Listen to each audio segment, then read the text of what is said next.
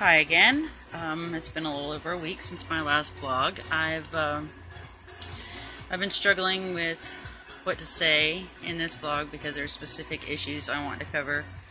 Like recently being diagnosed with agoraphobia, which is a little weird for someone that used to be somewhat of a social butterfly. And I wouldn't say, an extreme social butterfly, but I had several friends I hung out with. I'd go to dance clubs and, public places all the time, even by myself with no problem. And now there are days I can't walk to my own mailbox without panicking, or on the really bad days, I don't even want to leave my room to go to the bathroom. So, of course I have to, and I deal, but that's how bad it's gotten. And I'm not sure what has caused that change or why. I was a relatively shy person as a teenager, and I think most of it is because I felt inadequate compared to everyone else, and,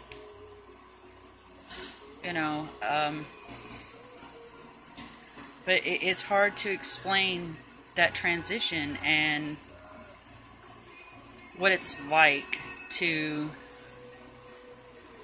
not want to burden someone else with all your problems and still want someone there by your side to help you through the ups and downs. It's kind of a contradiction. And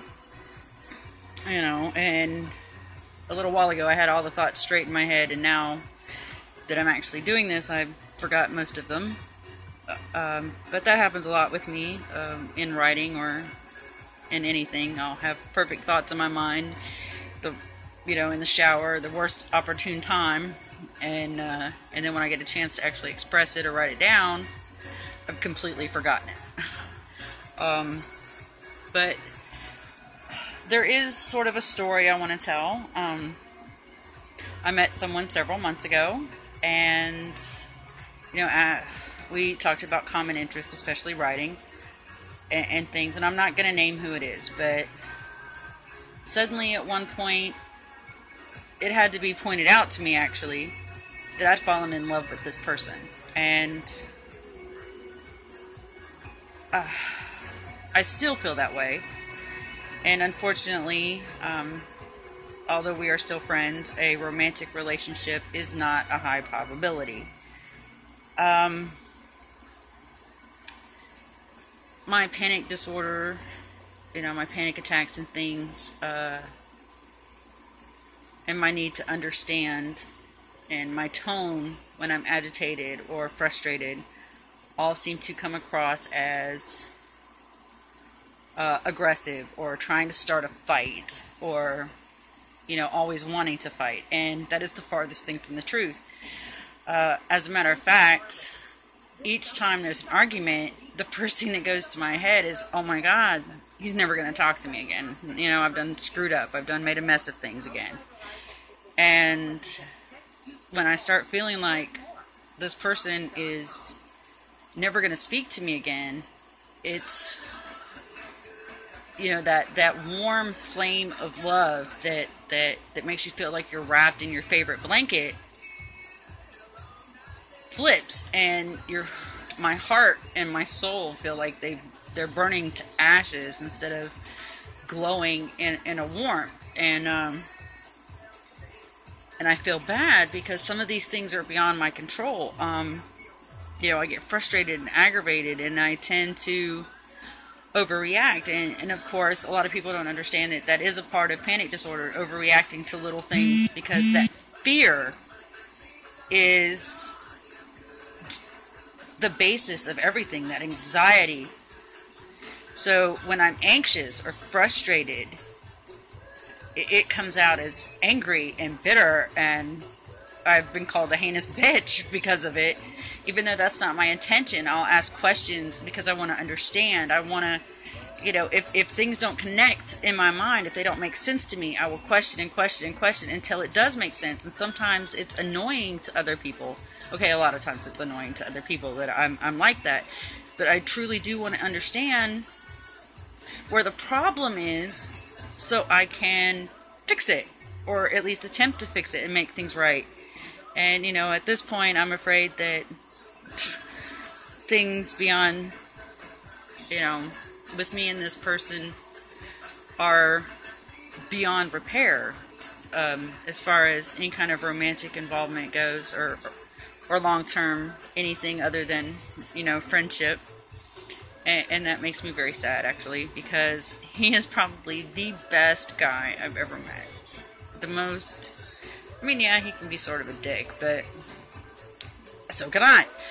And, you know, I understand in those moments when he's being that way, he's frustrated, he's you know, he's got his own stress stuff going on, and things like that. And, you know, one of my frustrations this past week is, you know, I had short pieces of hair on the side, and I felt like I looked like I had a mullet, so I decided to layer my own hair to try to blend it in, and I ended up looking more like I have a mullet. It just looks like I butchered the crap out of my hair, and it's horrible, and I hate it.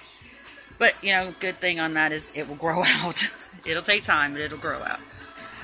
But anyway, sorry, I'm getting sidetracked, trying to keep all my thoughts together. But,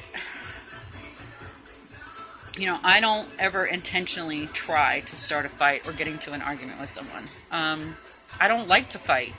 I mean, yeah, I like a good debate, you know, a good discussion, but I don't like arguments and fights. I hate them. And the fact that this person has been made to feel like, you know, all I want to do is fight, it hurts me. And it's all about the way I come across in text, the way my tone of voice is when I'm frustrated or upset. For many years, the only emotion I showed was anger, unless I was pretending to show something else, or, you know, putting on the front that everything was okay. And with therapy and everything, I've learned to reconnect with my emotions, but it's still so new to me that it's overwhelming, and I overreact to things, and I go off the deep end because I'm still trying to find that balance of what's an appropriate reaction. You know, if the person you love tells you that their feelings have changed, but you know, they still care about you, they just have a lot going on. I mean, what is the appropriate reaction for that? I have no friggin' idea. So what do? I spaz, and I go off the deep end, and I push them away, and I don't mean to. And the sad thing is with all the different diagnoses that I have working against me, plus my own insecurities and quirky, weird personality, I've been unable to find a good emotional balance. Every emotion is a big emotion. If something makes me sad, it makes me so sad, all I want to do is curl up and cry. If something makes me angry, I'm so angry, I want to punch a hole in a wall or punch somebody's face in. And I haven't got to the point where I can, you know, be like, hey, that's over the top reaction, you know, unless somebody tells me. And then by the time they have to tell me, it's too late. You know, I've already upset them, hurt them, pissed them off. You know, and it's not easy to meet new people when you're, you know, afraid to leave your own room some days, or meet new people, or be in strange places alone, or be out in crowded places. And, you know, that's a new thing for me. I was never, you know, I was a bulldozer. I didn't let anything get to me, and now everything gets to me. And, you know, I once had, one of my exes said that I tend to use a sledgehammer when a tack hammer would work. And I guess that's true. I approach everything from that, you know, bulldoze through standpoint. And it's not something I intentionally do. It's just, I think I'm so used to fighting to have my voice heard that I automatically go to the extreme and pull out the sledgehammer and the bulldozer instead of, you know, a spade or a thumbtack or something smaller to get the job done.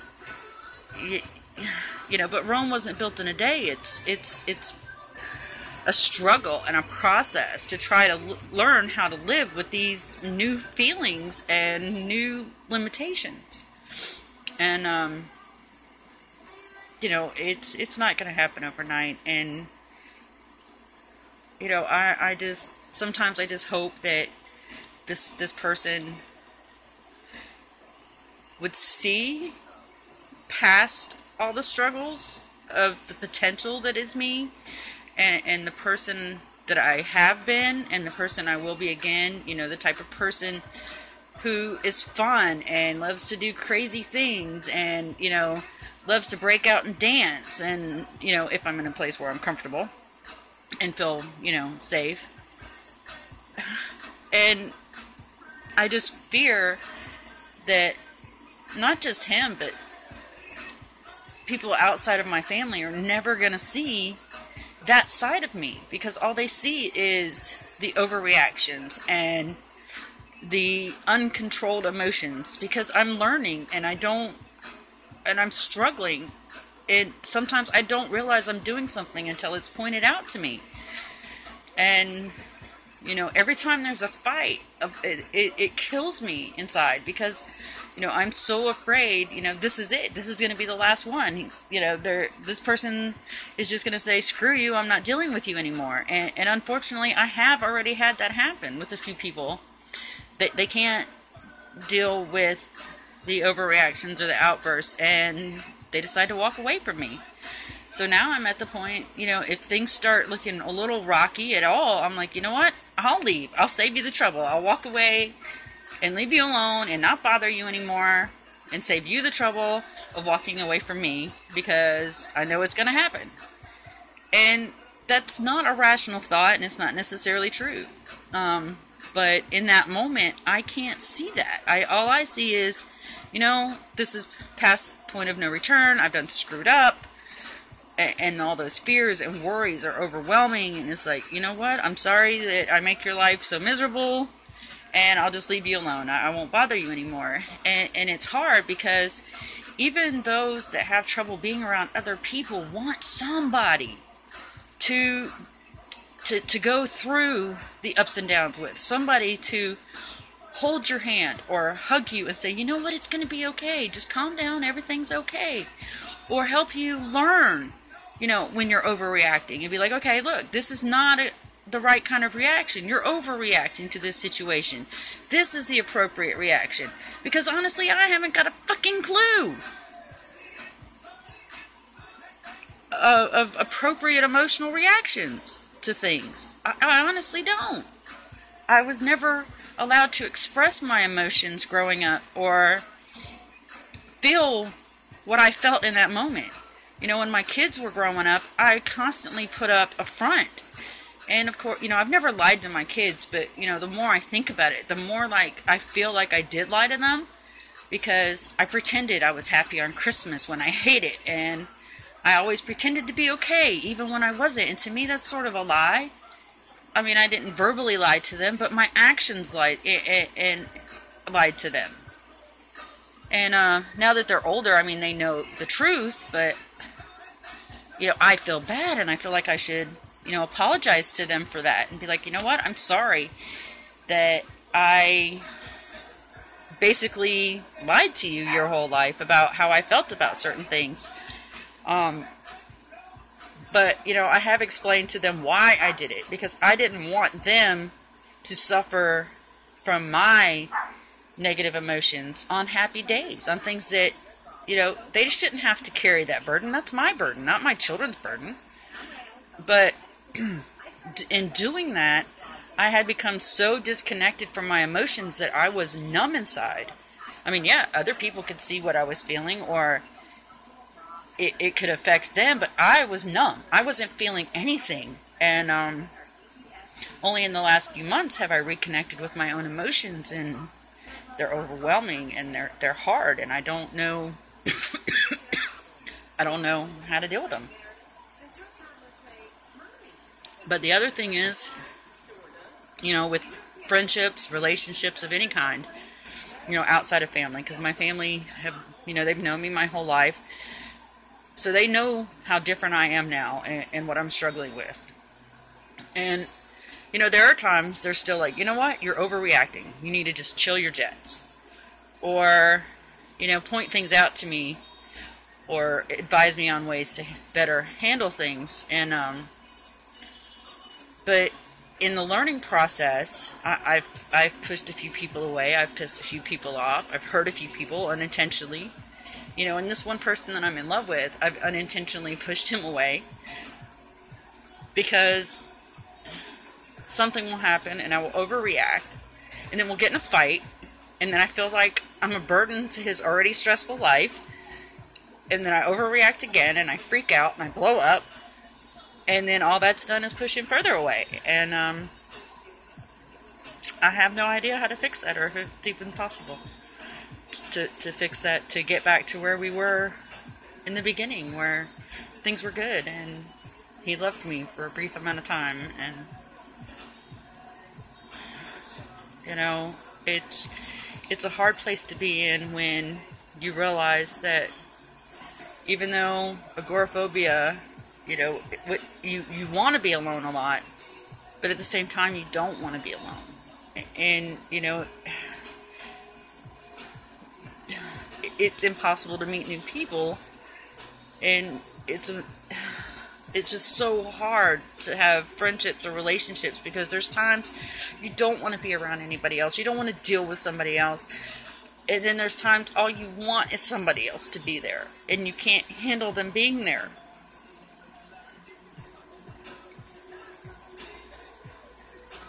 It's like earlier tonight, we were at my grandmother's having dinner, and I'm still having overabundance of anxiety left over from 4th of July, because fireworks are a trigger for me, and it's been a hard struggle the last couple of days. You know, plus some other drama that got started over stupid shit that has, it's just, I hate drama. I hate drama queens and people that want to just start shit for the sake of starting it.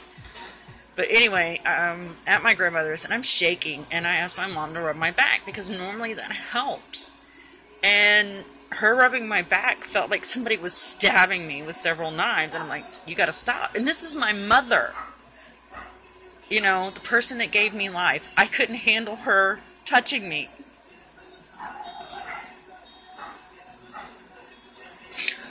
How do you have friendships and relationships when there's times that you can't handle someone touching you? You can't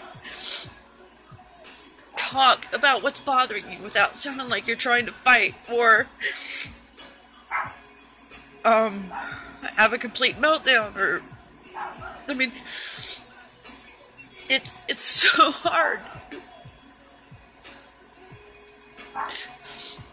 You know, and I would love for it to be easier. I would love to be able to socialize and feel okay.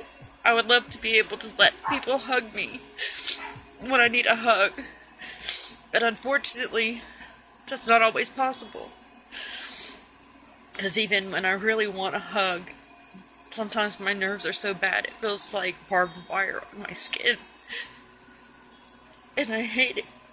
Because then people feel like I'm pushing them away, like I don't want them to be close to me. And it's the farthest thing from the truth.